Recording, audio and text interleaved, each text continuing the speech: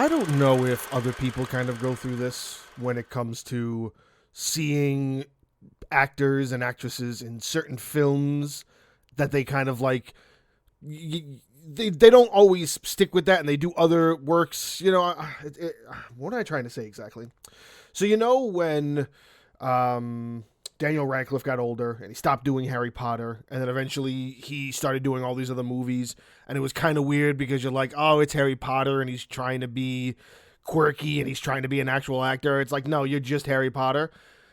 I feel like that sometimes is a stigma that follows a lot of different actors where they kind of get stuck sort of in this realm of either they're always going to be typecasted unless they find some sort of breakout role or at least a couple of roles that kind of deviate themselves away from it. Like, it's really hard to look at Ryan Reynolds now in any other comedy because you just hear Deadpool.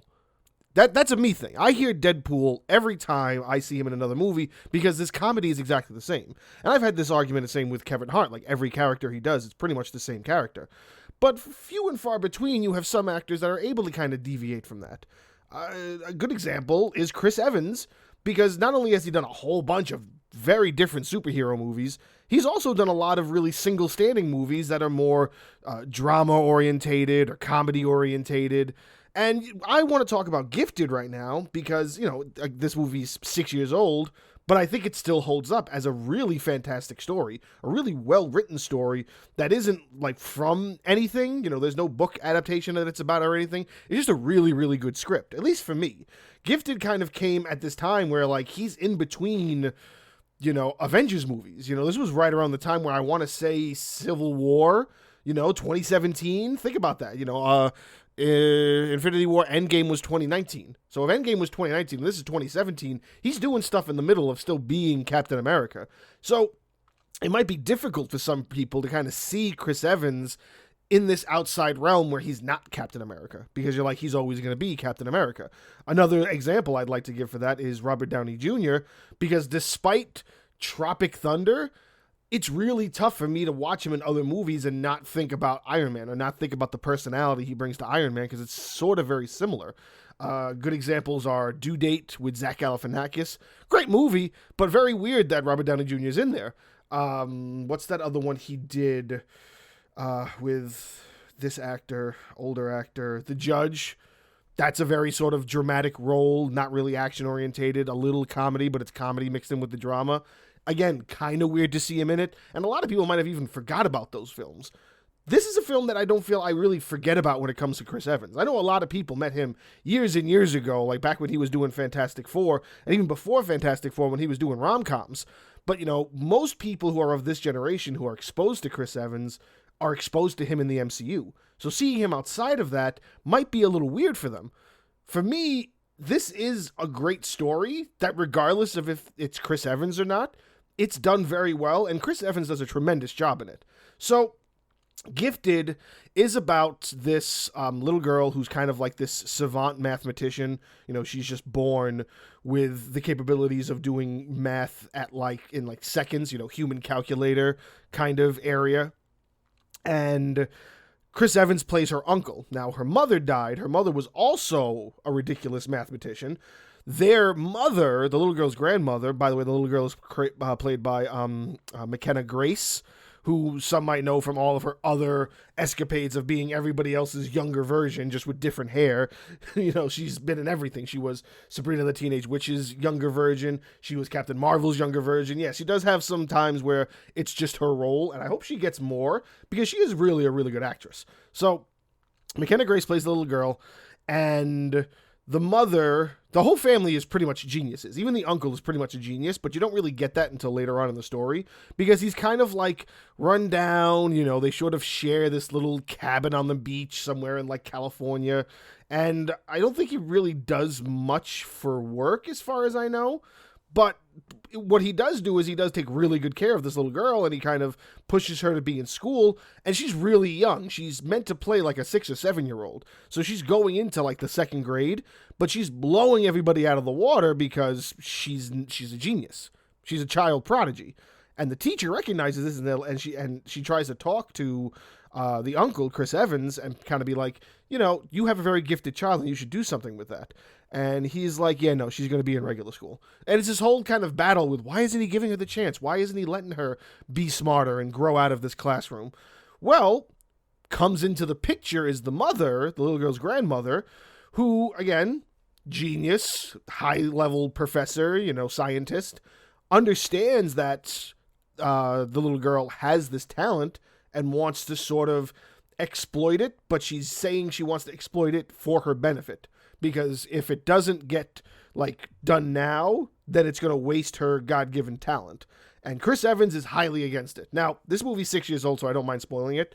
The whole idea of why he doesn't let her exploit it is because the mother committed suicide when she was born. And she committed suicide because she had figured out this world millennial problem, wrote a whole report about it, and was kind of done with her career, had a little baby, didn't know what to do with her life, and was struggling. So she unfortunately took her own life, left the baby to Chris Evans, and then gave him strict guidelines of make sure she has a normal life.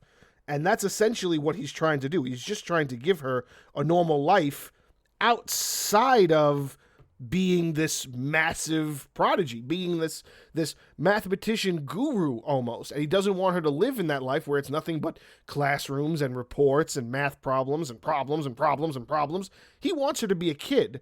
And then if she chooses later on, he'll let her do that. But he wants to kind of raise her as a normal kid now, as per the wishes of his sister, who later killed herself. So what happens is the mother then steps in and is like, you're doing the wrong thing. You need to, give the child rights over to me because I'm going to do the right thing by her because you're doing wrong by her. And it goes through a whole court battle where he's fighting for her to keep the custody, whereas the grandmother is fighting to take the custody away because, they're claiming that he isn't fit because he isn't allowing her to grow within her potential and use her talents as she's supposed to. So you have that drama and you have the family drama, and it's just a really, really good story. And it's really difficult sometimes in this day and age to find really good stories and to find these little gems, these diamond in the roughs almost, that are just not based on anything. Just somebody wrote a really, really good screenplay and somebody else decided to direct it, decided to produce it. If you go to the Wikipedia page, the guy who wrote this story, his name's Tom Flynn. There's no page for him. As far as I know, this is a one-off. I can't find Tom Flynn anywhere on the Wikipedia page that you can click and go to his thing. Maybe this is the only time he wrote this story and that was it. Who knows? All I know is this story is worth revisiting after the fact because it's just a tremendous tale of just what it is that you're experiencing. Everything I just explained. If that sounds good to any of you, you've never seen this film, you got to go back and watch it. I think the little girl, McKenna Grace, she won a Best Young Actress award for this role. This movie was really successful at that point in time, even though it probably flew under a couple of people's radar because all those other people who, I was explaining at the beginning, they kind of looked at it and saw Chris Evans, not Captain America. They're just not going to care. Maybe they'll care. Maybe they won't. It was successful. I think it did 10 times its budget, but it was not successful enough where people still kind of, I think, give it the credit that it's worth, the credit that it's due. And I think it is due that. I think it's due sort of more praise than what it's probably getting. And this was on my list because I think I made my wife watch it pretty recently, and she thought it was great. And again, it's just something I never heard this film. Most people probably haven't. So you have to kind of give it that chance and step out of the comfortability almost to kind of allow these really, really good stories to penetrate you. Because right now, we're at a point in time where, and I know I probably sound like a bunch of other broken records that are out there, we're in an era where it's just superhero movies. And I'm not complaining about that. I love the fact that we're getting a bunch of superhero movies. I love the fact that we're getting good superhero movies. I love the fact that we're getting terrible superhero movies. But this is the era we're in. And it's almost weird to step out of that and actually enjoy a film for what it's worth. And there are a lot of really good films out there that get drowned out by the popularity of these vast blockbuster style, huge explosion-esque movies. It's not always MCU. It's not always Transformers. It's not always Batman. Sometimes you'll find a good movie buried amongst the rubble that if you gave a chance, it'll surprise you.